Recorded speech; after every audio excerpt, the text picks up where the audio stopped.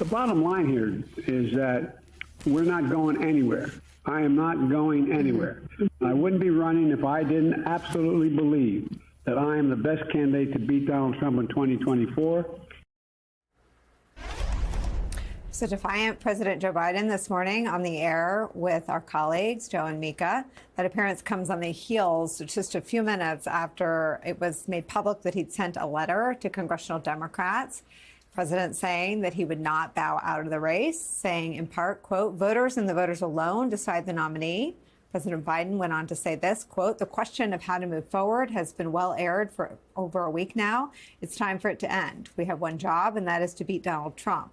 Any weakening of resolve or lack of clarity about the task ahead only helps Trump and hurts us. Joining our conversation, NBC News White House correspondent Mike Memoli, plus the host of the On Brand podcast, Donny Deutsch.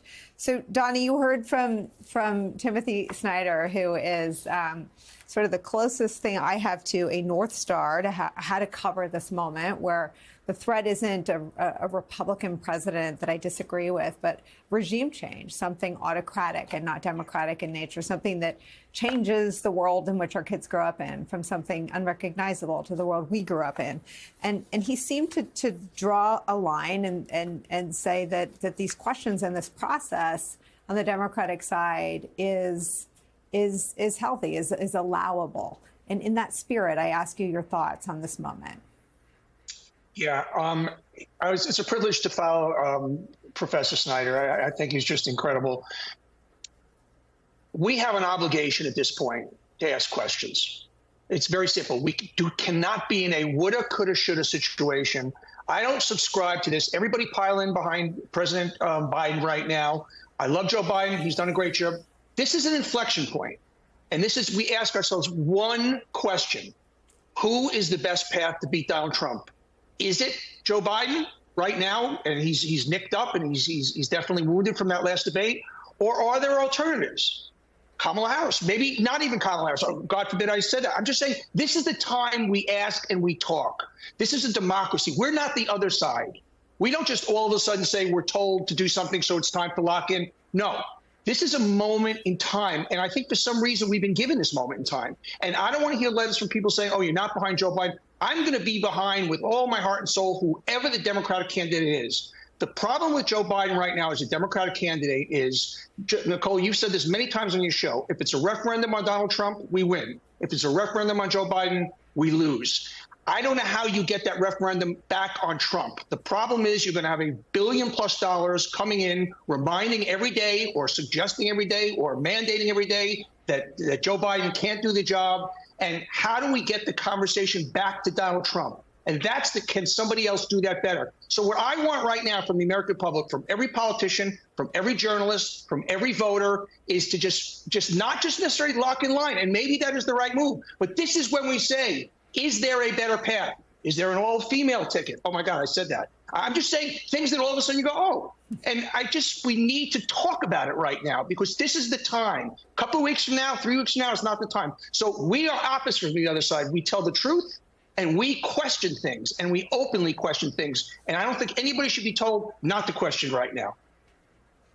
Yeah, I mean, Mike Memoli, one of the things the White House seems to be latched onto that is demonstrably false is that this isn't a voter problem. This is a massive voter problem. 75% of all voters think he's too old. And I agree that this is a referendum on Donald Trump because he is an existential threat to the American way of life.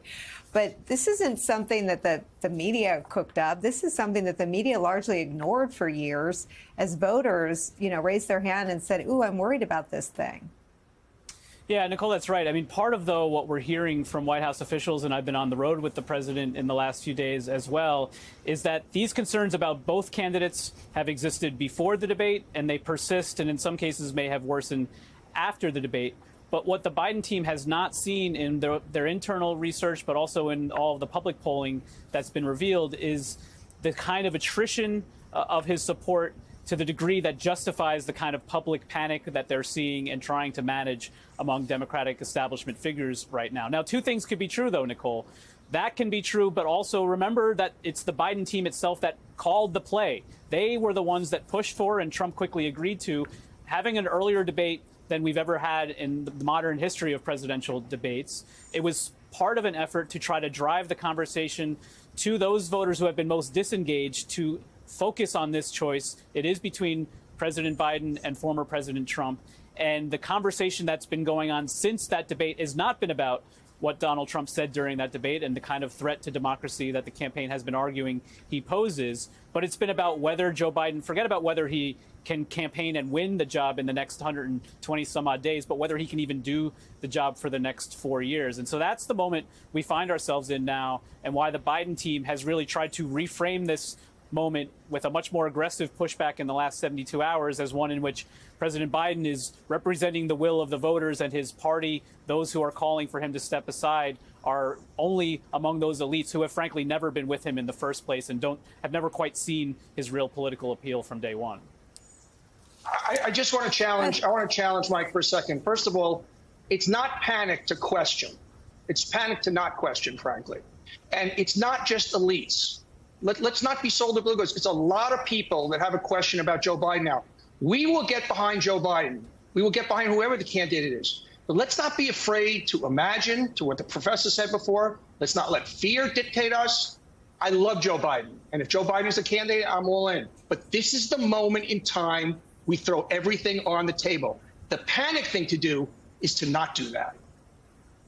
Hey there, MSNBC fans. I'm Luke Russert, and be sure to join me, Rachel Maddow, Jen Psaki, Lawrence O'Donnell, Steve Kornacki, Joy Reid, and many more September 7th in Brooklyn, MSNBC Live Democracy 2024. Click on the link for ticket information. We will see you there.